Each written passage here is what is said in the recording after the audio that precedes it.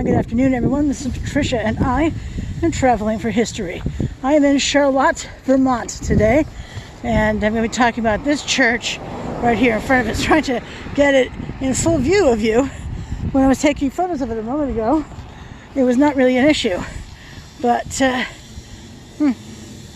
that's almost in full view. I'll back up a little bit more, perhaps. Oops, I'll fall into a little ditch.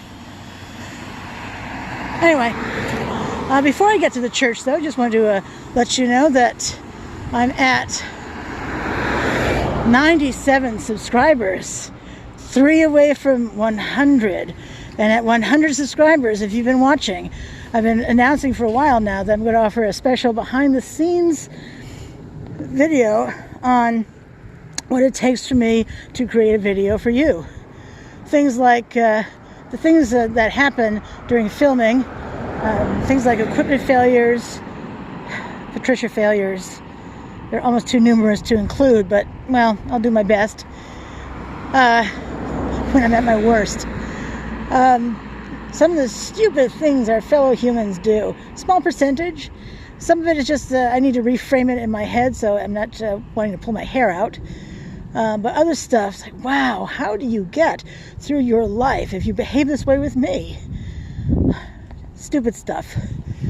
Let me see, what else? How do I select when I'm going to film for you? I used to do it one way, and now I do it another. But I do revisit the first way sometimes. I'll be revisiting that pretty soon, maybe over the weekend. Let's see, what else? And then at the very end, I'll also include 2 creepy stories. Hopefully it stays at 2. It's ironic that they both happened in cemeteries. Places I do not find creepy at all. But people are people. But this is the level of creepy where my gut said, get away. That level of creepy. So if you want to see that, 3 more subscribers will get us there. 3. So thank you for subscribing to my channel. I truly appreciate it. And if you're not subscribed and you like my content, hey, subscribe. Click on the notification bell and you'll be notified each and every time I upload a video, which as of November 2021 is every day of the week. All right. On to today's video. So I'm in Charlotte, Vermont, named for the wife of King George III of England. By the way, that's why the name is pronounced Charlotte. There's a Charlotte Street in Burlington pronounced Charlotte. But Charlotte is pronounced that special way and is named for a woman whose name was pronounced Charlotte. Alrighty. So this building in front of us, this is the Our Lady of Mount Carmel Catholic Church. And I'm going to read to you this interesting history blurb from their website. And it's a nice little website, I have to say. Now, they have a link on there, which I'll include both in the description below and on my website, travelingforhistory.org or travelingforhistory.com. Either one of those will get you to my website. Traveling has 1 L, by the way. And that link will take you to the full book written for the 150th anniversary of this building. So, yay for that. But this is a short history of it that I'm going to share with you. Quote, nestled along a row of trees near Baptist Corners in Charlotte is the 2nd oldest Catholic church in continuous use in Vermont. It was built in the Greek Revival style. White-sided with tall double wooden doors, it stands as it has since 1858. The cemetery behind charts the births and deaths of many of the church's earliest members with names such as Raftery, Dufresne and Lessort, or maybe it's Lessort. The largest stone belongs to the Quinlan family, erected to honor John Quinlan, the man who led a group of 30 Catholic families in the building of Our Lady of Mount Carmel. John Quinlan was a prosperous farmer and devout Catholic. He came to Charlotte in 1844, starting out by chopping wood and selling it for 25 cents a cord. He saved enough money for a down payment on 240 acres of land near Lewis Creek. As he could, he purchased more land until eventually his holdings totaled 1,100 acres. In the 1850s, the nearest Catholic church was St. Peter's in Vergennes. The 20-mile round trip by horse, or quote-unquote Shanks mare, was an arduous trip for the Catholic families in Charlotte. For the most part, they were Irish and French Canadians who had come to farm. As their numbers grew, they began to hold Mass in private homes. A priest was sent from the fledgling Burlington Diocese established in 1853. The first to say Mass in Charlotte was Father Clorek in 1857. Later, Reverend Jeremiah O'Callaghan made regular visits, but the Catholics were not satisfied. They wanted a church of their own. Unquote. And here it stands today, since 1858. So, let's talk about the Greek Revival style, because it is one of my favorites after all. And I have filmed it a lot already. So, first of all, the gable end generally faces the street, and it is today too. So, as we look at the roof, this is a gable style roof. This is the eave side, and this is the gable end. It's the end of the roof line.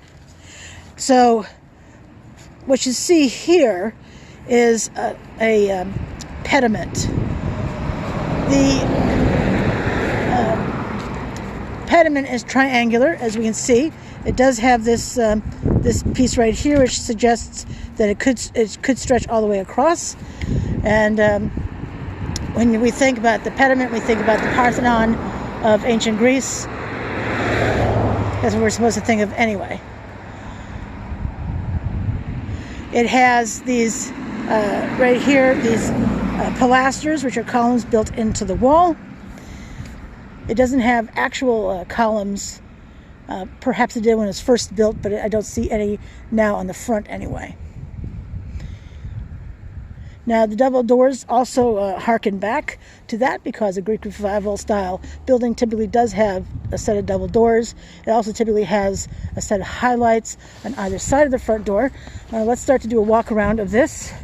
If you're wondering about the temperature today, the temperature is 38 degrees Fahrenheit, but the wind chill makes it feel like 31 degrees Fahrenheit. I do know that 32 degrees Fahrenheit equals 0 degrees Celsius. There is snow flying right now.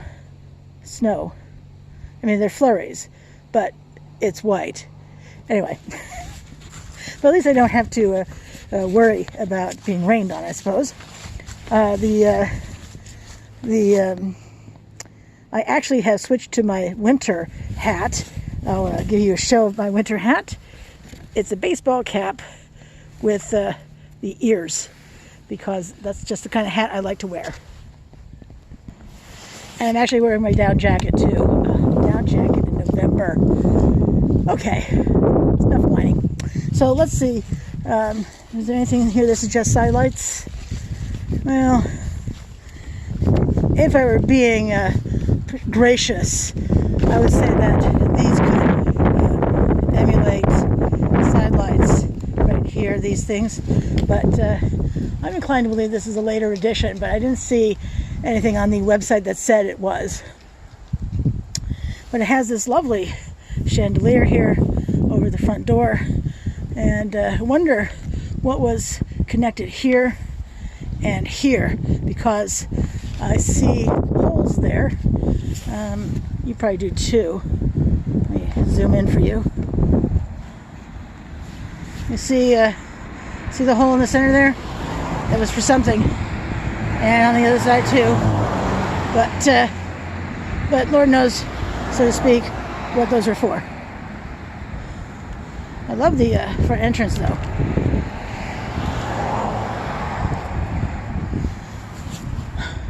All right. Well, you see there's a stained glass window up there.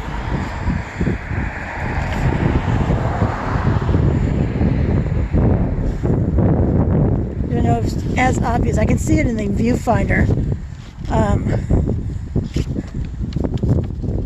But anyway, let's take a walk around. Let's start to the left. Well, actually, let me show you the sign up front first. We can see there's this sign here out front.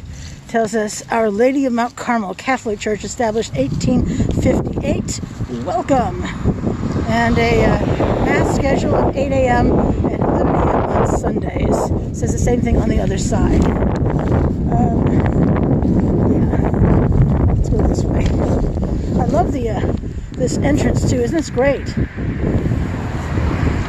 really lovely.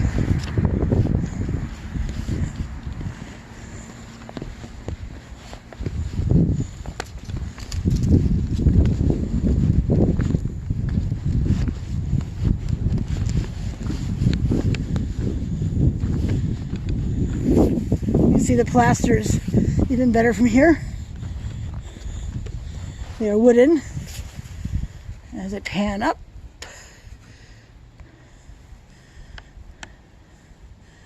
And then we have the bell tower, excuse me, right up here. We'll see a better view of that on the other side.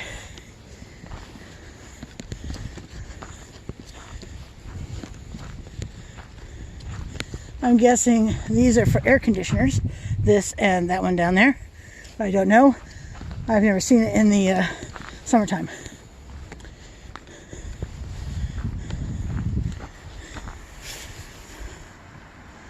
And these beautiful arched windows. Aren't they beautiful? Yeah. And they also have stained glass behind them. Hard to tell with the yellowing of the plexiglass here. I think it's plexiglass. It looks like it. I'm guessing that that's been added for the winter, but I don't know. But it looks like it, doesn't it? All right. We can see a cemetery ahead of us. No worries. That's another video, because we know how much I love cemeteries, don't we? Yep. Yep, we do. Let's see what the basement looks like. Looks like a crawl space, actually.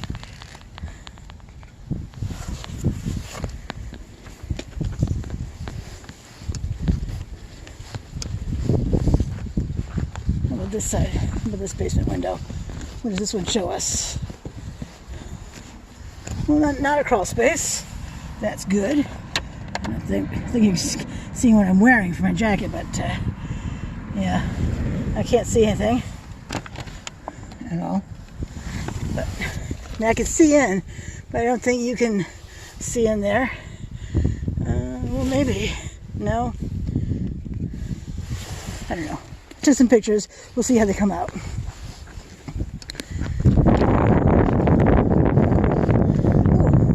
I see a modern light fixture over here. Do you see that too, right there? And that is the only time I've ever seen a light pole near an actual cemetery. I don't see anything in there though, but we'll see. There's a chimney up here. So they have some sort of, I guess, some sort of heating system in here. Unlike that meeting house in South Starksboro, Vermont. South Starksboro Friends of Meeting House, something like that. A hobbit door. Clearly not, but probably a coal door back in the day.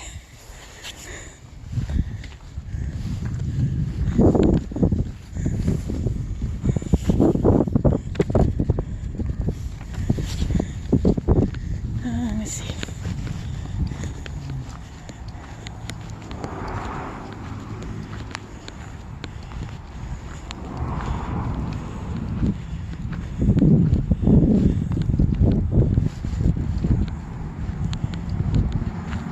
I wonder if this is the entrance for the priest.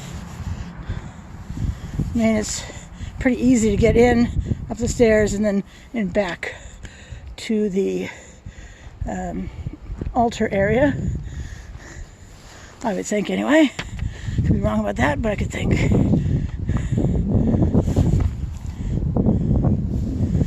And look at that magnificent bell tower right there. Wow. That's not scaffolding around it, by the way. That's it's like for birds. The lower part, this lower part down here, has wire, like mesh, and the upper part does not. So I wonder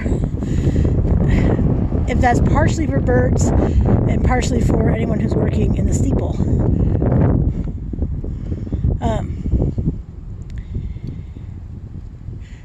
By the way, the reason why so many of these steeples have the windows up there is for the steeplechasers who would be up there working. It lets in natural light so you can see what you're doing. So that's why there are typically windows in steeples. Of course, open to the elements, so they also get fresh air, even on a day like this, fresh and cold. But let me pan down. And then there's a statue up here. I think this is the Virgin Mary. Forgive me, I'm not religious, and even if I were, I'm not Catholic. So I apologize now. This pilaster has either been hidden. That's not sighted, is it? Well, it's been cut off anyway. It's sighted up there. Let me see. Is this wood or is it vinyl? Oh, I picked a really cruddy place to try to access this. Let me try up here. Oh, you know, it does look sided. Siding. Oh, yes, it's definitely sided. We can see right here where it's damaged.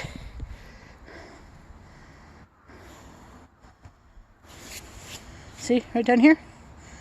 Huh. Wow, they did a heck of a good job. I did not realize this was sided.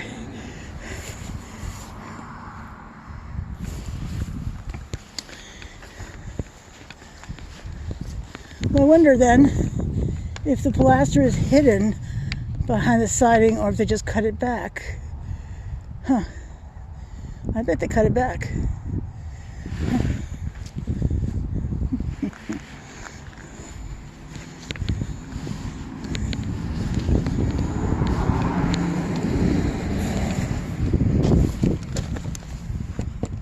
Yeah, that's sided. Well, but the pilasters, that's wood. That is wood we feel. You don't feel, but we hear. Alrighty, we have mums. This is all lighted up here. Has these little green candle lights here. See? This looks like the Queen Mary, indeed. It looks like the Virgin Mary. You can tell me, though, how wrong I am. I like to be corrected when I'm incorrect. And there was a gift of the Jesuits Jordan family, 2010. These mums are dead now, but I'm sure they were a lovely addition. I'd love to be able to get inside, see the interior. I do see a truck in the yard, but I don't want to knock. So, lovely entrance. The other side has a handicap entrance. The two handicap parking spaces are on the other side. Perhaps you saw them. Ooh, looks like they started priming it, or even started painting it here. And then the bell tower again.